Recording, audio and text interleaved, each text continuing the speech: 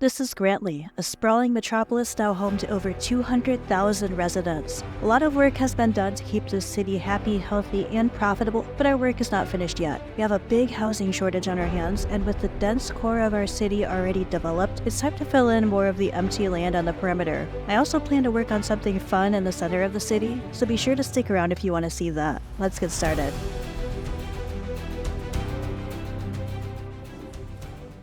The first thing I'll be working on is our brand new district in Southport. It has a lot of empty space, so let's start developing that. I'll extend the road leading into the neighborhood, and I think a park would be a great addition to welcome tourists into the district, so I'm going to place one on the corner. I'd like to extend the zoning grid to follow the river, so instead of continuing out in the current direction, I'm going to turn the road to make it perpendicular with the river. More parking is always welcome in these high-traffic areas, so I'll place some more parking lots in this area and fill in the zones with mixed-use residential and commercial buildings.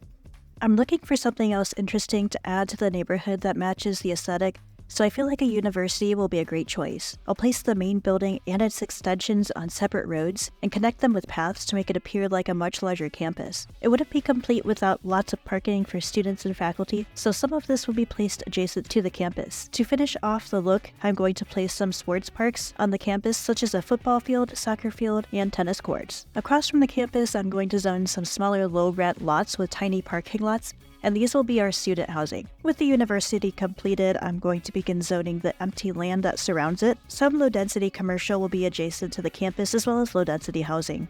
You may have noticed some changes, and that is because I unfortunately had to uninstall a majority of the mods I was using since they caused my computer to crash. I'm still working on a solution to this. I've been on a break from creating videos due to these computer issues, but luckily I've replaced the CPU and gotten my computer to run again, so it's a step in the right direction. With the game now unpaused, the residential demand quickly disappears. Majority of the residential zones I placed did not fill in, so it's time to figure out what happened. I suspect it has to do with a lack of available jobs, so now is the perfect time to move on to my next project to see if that will help with the housing demand.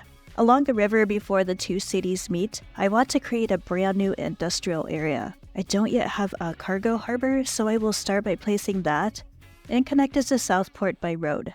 Adjacent to the cargo port, I'll zone in some industrial buildings. I also decided to use the signature pharma building over here since I think the industrial areas look more realistic with larger buildings.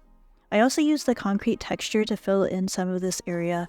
It looks a little strange now, but I notice a lot of industrial areas have very little greenery, so I think it will look acceptable here with placement of industrial props and some trees and bushes along the edge. Now that I've got a couple cargo routes to the neighboring cities, it looks like this port is being used quite a bit, as ships are almost entirely full. This would be a great opportunity to extend our rail network and place a cargo train stop next to this industrial area, so I'm going to purchase some more map tiles and work my way over to this area. I think it might also be a good idea to connect Southport with passenger train service, so that will also be utilized on this route. While attempting to place the cargo rail terminal, I encountered this strange bug where there seems to be an invisible road blocking me from placing anything on it. I don't see the road and I'm not able to delete it, but I can see the street name. This is something that would needlessly bother me, so I hovered my mouse over for a while until I was able to find the exact spot which let me demolish it. With the terminal now placed, it looks like there are not enough trains available for this route. I attempted to decrease the number of trains servicing the other routes, but this proved to be ineffective. Instead, I'll opt for placing a new rail yard in the Southport area. I'm still puzzled by the lack of housing demand, so I'm going to take a quick break to zone some more commercial, industrial, and office buildings which are currently in demand. Hopefully this will finally be what it takes to bring back a little bit of housing demand. I'm trying to zone things strategically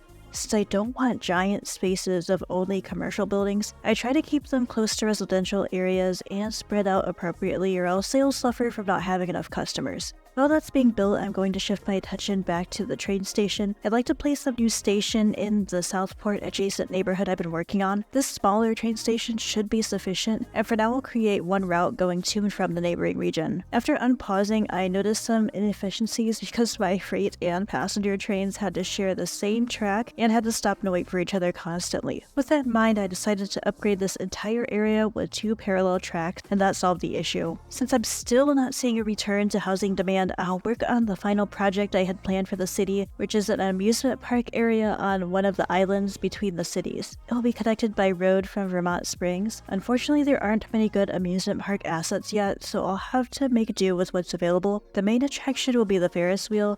I also want to place some decorative park areas, an observation tower, and a pool on the island. This will be one of the best locations for the observation tower, and I'm so glad I put it here since it gives you a 360 view of the entire development in this region. I'll use pedestrian paths which wrap around the park and of course have ample parking at the entrance. It's not particularly detailed or interesting at the moment, and I'm okay with this. Once more assets are present in the game, I plan to go back and add much more detail to make this park come to life. At this point, our population is about to dip back under 200,000. There's still no housing demand and seemingly endless commercial demand, despite there being more jobs than people available to fill them. I'm not sure what's going on here. It could be a bug or it could be a consequence of my poor city planning. Let me know if you've experienced this problem in a city you've created, and if you fixed the problem, I'd love to know what you did. Since I can't grow the city any further, I think I'll pause my Grantley series for now.